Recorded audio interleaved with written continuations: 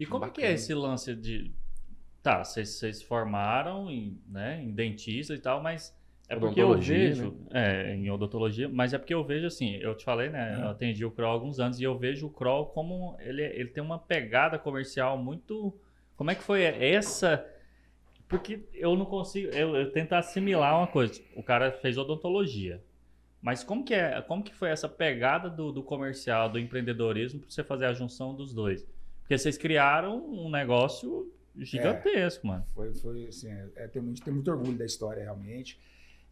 Eu tive que ser empreendedor. Assim, eu acho que você nasce com vontade, mas assim, eu não tinha muita opção. Eu sou de uma família classe média e eu sempre quis muito mais, eu sempre busquei isso. Então, assim, desde muito novo, eu tive que fazer algumas coisas para ganhar meu dinheiro, para me virar. Assim, eu lembro, deu 13 para 14 anos, organizando evento, festinha para cobrar entrada e ganhar um dinheirinho para me comprar as coisas que eu queria. E assim foi o tempo todo. Então, essas pequenas experiências que eram por necessidade foram me dando uma experiência comercial e foram me dando uma vivência que eu acho que depois a gente acabou usando muito no dia a dia da clínica.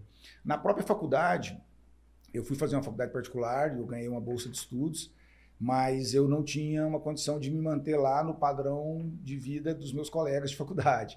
Então eu tive que me virar desde o primeiro semestre. Eu lembro assim que quando as aulas começaram, eu cheguei lá na aula vendendo uma camiseta escrita odontologia branca, que era a camiseta que eu precisava para mim poder sair no final de semana. Se eu não vendesse, eu não ia ter o dinheiro. E assim foi.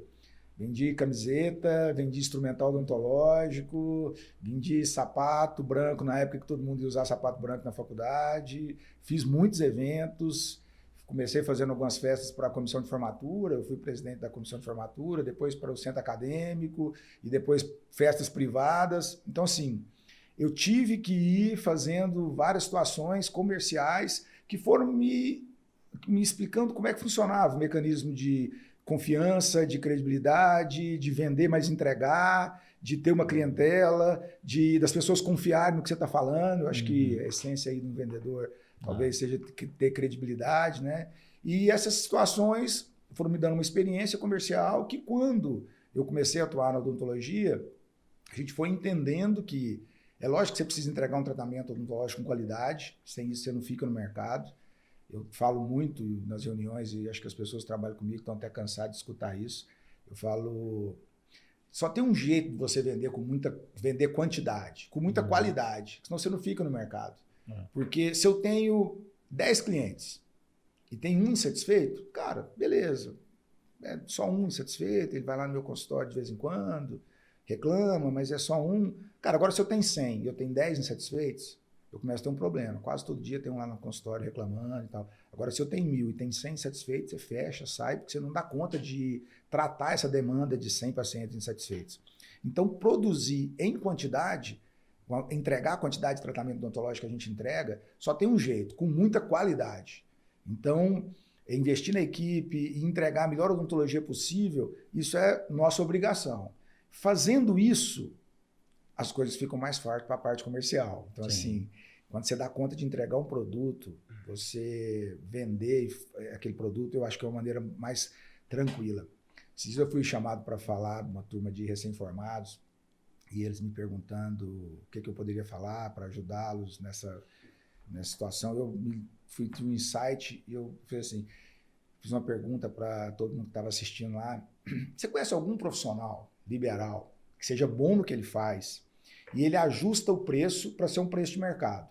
Porque às vezes você tem um cara tecnicamente que entrega um produto muito bom, mas ele coloca um preço que às vezes limita muito a quantidade de clientes. Mas se você pegar um bom profissional que entrega uma coisa de qualidade e esse cara ajusta o preço, você conhece algum que faz isso, que não tem uma clientela maior do que ele dá conta de atender? E aí vamos pensar aqui, pode ser um corta-cabelo, um cabeleireiro. O cara é bom, tem um preço justo. Lembra de alguém aí? Pensa numa massagista, pensa em qualquer tipo de profissional liberal. O cara tecnicamente faz o que ele tem que fazer muito bem feito e ele ajusta o preço para ser um preço de mercado.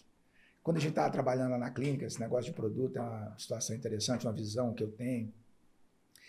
Eu sempre me preocupei muito com essa indicação. A gente vive de indicação. A gente faz muita publicidade, mas 70%, 80% dos pacientes da clínica todo mês vêm de indicação. E com essa preocupação com a indicação, eu sempre quis ser indicado como tecnicamente muito bom, mas também como um preço justo. Eu dou um exemplo que é mais ou menos assim. Nós vamos almoçar junto ali agora e eu estou te chamando para ir para um restaurante que eu conheço. Eu falo, cara, vamos lá, você vai adorar. A comida é muito boa, mas o preço é caro. Mas a comida... às vezes você fala, talvez eu vou, talvez... Ou eu viro para você, cara, vamos no restaurante ali, cara, você vai adorar. A comida é muito boa, o preço é justo. Você vai... Cara, você quebra a barreira de objeção. E quando você vai lá e você prova, realmente a qualidade é boa, o preço é justo, cara, aí nós estamos entrando no mercado que você, como consumidor, em qualquer tipo de produto quer. Então, voltando para a frase que eu falei lá para os alunos que estavam recém-formados, tenta lembrar algum profissional que faz bem feito o que ele faz, pode ser um mecânico, pode ser o que for, que faz bem feito e ajusta o preço para um preço justo de mercado. Eu não estou falando aqui o barato ou caro, porque é difícil você falar o que é barato, o que é caro, né? Eu estou falando um preço justo.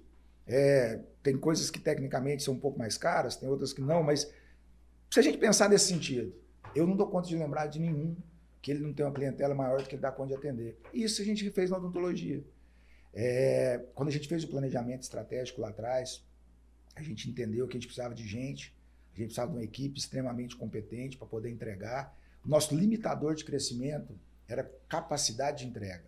O meu limitador de crescimento na clínica, a vida toda, foi capacidade de entrega na quantidade que eu preciso. Por quê? Os meus pacientes me vendem.